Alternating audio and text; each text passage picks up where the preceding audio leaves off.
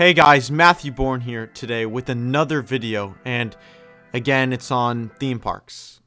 Yeah, I know how excited everyone is, but you know, it is my channel, so I get to do what I want with it.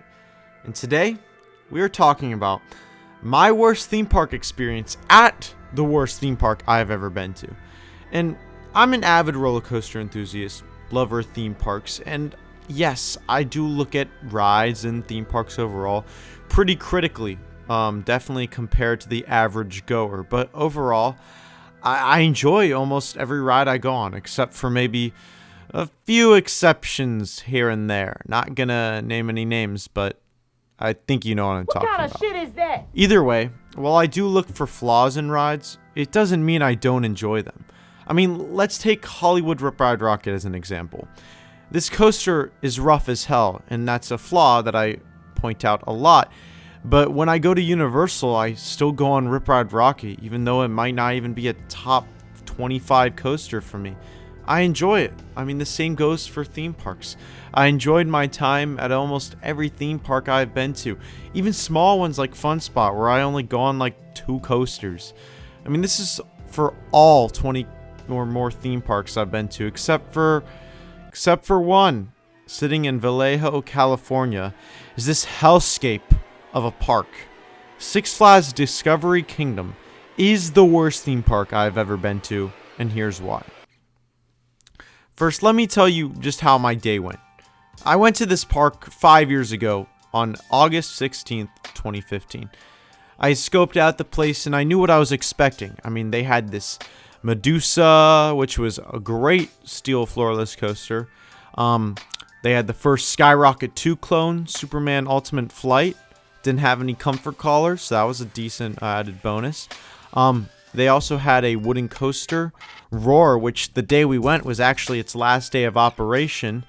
And they also had this ride and a Vekoma SLC, a Boomerang, a literal fair ride, and this kiddie roller coaster thing. I don't. It was like Cobra. I don't even know. So the coaster collection, you know, it's pretty weak, and you know, I kind of figured that going. And I mean, when your flagship ride is a Skyrocket 2, bruh, and then before that a floorless coaster, I mean, come on, bruh. But still, I was excited. I mean, I was gonna get on all these coasters, and coasters are coasters. I mean, that's how I feel about them still, even as a coaster enthusiast. So I went to this park with my brother, and we got there at opening. It opened at 10 a.m. We got there at 9:45. We're one of the first people in the park. It was pretty busy. I mean, we went to Roar, which was the wooden coaster first, because we figured on its last day of operation, the thing would get crazy busy. And we got on the first or second train of the day, and you know, I thought it was okay. Nothing crazy, but I thought I had been on much better wooden coasters. But yeah, I mean, cool. I mean, I was thinking that wasn't going to be a flagship ride or anything, but it was good. It was decent. It was just average. Then we sprinted over to this fucking thing. It's called Vertical Velocity V2 or some dumbass name, all right? And it was a station wait, which is great, so I didn't think I was going to have to wait long. And then I realized how bad the operations were at this park. We waited about 25 minutes. 25 minutes for a station wait. I mean, we only had to wait like 2 trains or cycles. And because they can only run 1 train anyway, it's literally like 2 cycles. That's it.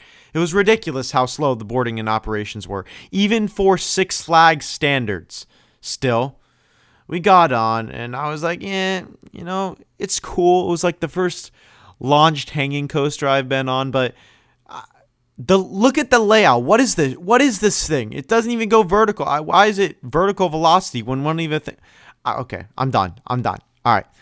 Then my brother and I headed over to the newest coaster there, the Skyrocket 2 Superman Ultimate Flight. We waited about 30 minutes, which, you know, didn't really bother me. It was the flagship ride there. And you know, I will say this is the best Skyrocket 2 clone I've been on. Only because there wasn't comfort collars on it when I rode, but I mean, it's not even top 25 for me. I don't even know if top 50. Maybe top 50, but it'd be like not top 40, like the last 10 right there.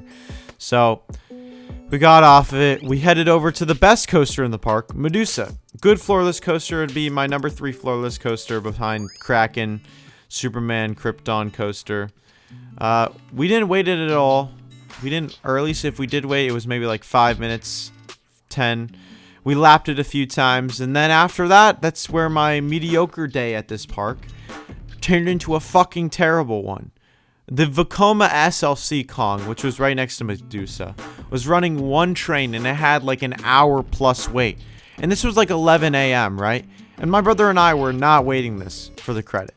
They had a terrible boomerang we also rode, a kiddie coaster that I was talking about, and all the other coasters had already garnered 2-hour wait times at this point.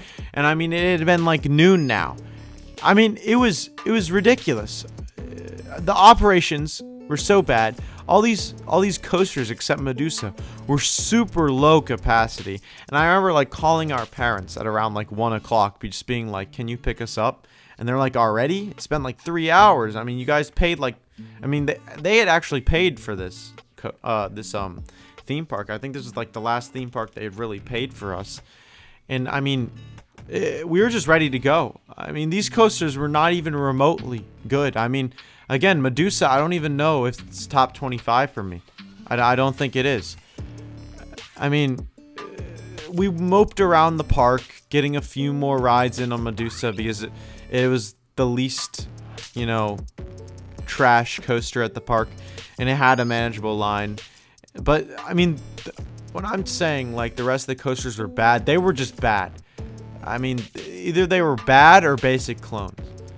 I know the GP loves Skyrocket 2 clones, and I enjoy them too, but the fact that it was a flagship ride here, that's just not right. Take, for instance, the two Busch Garden parks.